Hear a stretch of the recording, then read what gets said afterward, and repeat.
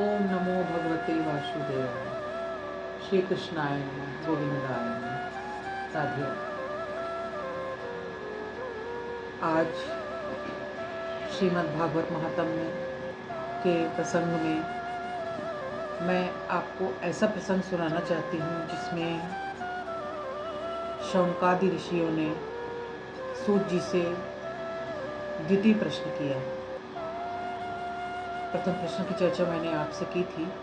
द्वितीय प्रश्न ये किया सूत जी से ऋषियों ने कि हे सूत जी मुनिवर,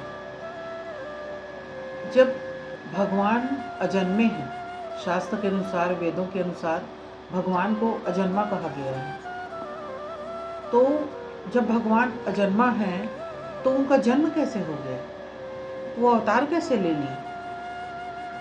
कृपया करके आप हमें इन प्रश्न के उत्तर दीजिए। तब सूत जी मुनिवर बोले कि हे ऋषिगण, मैं एक श्लोक के जरिए आपको इसके विषय में बताना चाहता हूँ कि जब जब होई धर्म की हानि, होई पापी पाखंडी अभिमानी, तब तब धरे प्रभु विविध शरीरा, साधे सकल कार्य सज्जन धीरा। अर्थात जब जब धर्म की हानि होती है तब तब प्रभु अवतारक के रूप में धरती पर प्रकट होते हैं, अवतरित होते हैं। ऐसा भी सूत जी ने समझाया मुनिवर लोगों को कि ऋषिगण, भगवान को हरि अनंत, हरि कथा अनंता भी कहा जाता है। अर्थात प्रभु की जो कथाएं हैं वो अनंत हैं। अर्थात प्रभु की कथाएं अनंत है, इसका तात्पर्य यह है कि कोई भगवान के जन्म को 10 अवतार के रूप में मानता है तो कोई उन्हें अनंत नाम पुकारता है, और कोई कहते हैं कि आखिर शास्त्र में ऐसा कौन सा नियम है जिसे हम नहीं जानते हैं, ऐसा क्या है शास्त्र में। इस प्रकार से सूत जी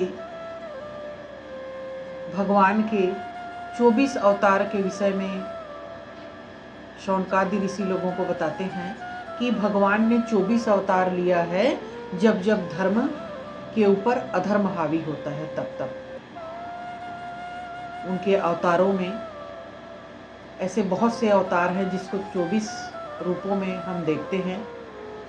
जिन 24 रूपों में हम उनको देखेंगे उनमें है सनक, सनंदन, सनातन, सनत कुमार, वराह अवतार, संत नारद मुनि अवतार, नर नारायण अवतार, कपिल भगवान अवतार, मत्स्य अवतार, दत्तात्रेय अवतार, वामन अवतार, पृथु अवतार, कच्छप अवतार, मोहिनी अवतार, धन्वंतरी अवतार, नृसिंह भगवान अवतार,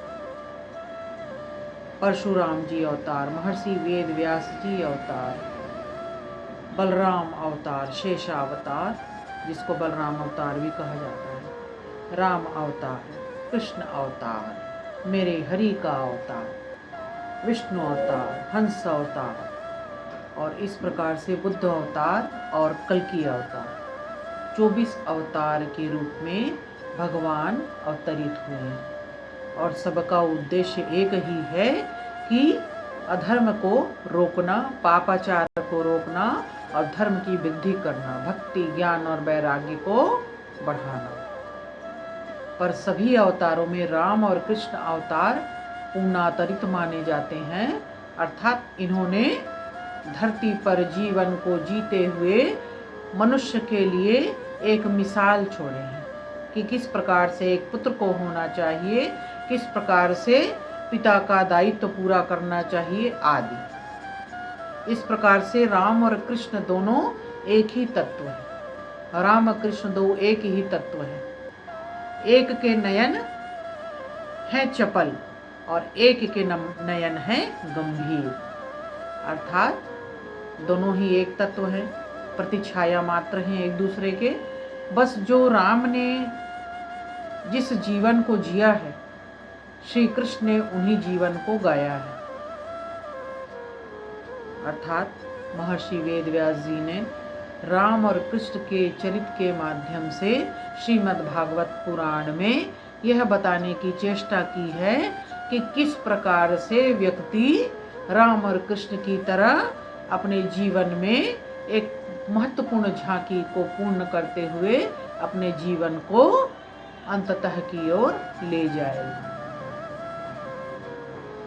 आज का प्रसंग यहीं पर हम विराम देते हैं। आगे पुनः मैं आपके सामने उपस्थित होंगी भागवत पुराण के नए प्रसंगों के साथ। तब तक के लिए राधे राधे। जय श्री राधे। परीक्षित महाराज की जय। सुखदेव महाराज की जय। राधे राधे।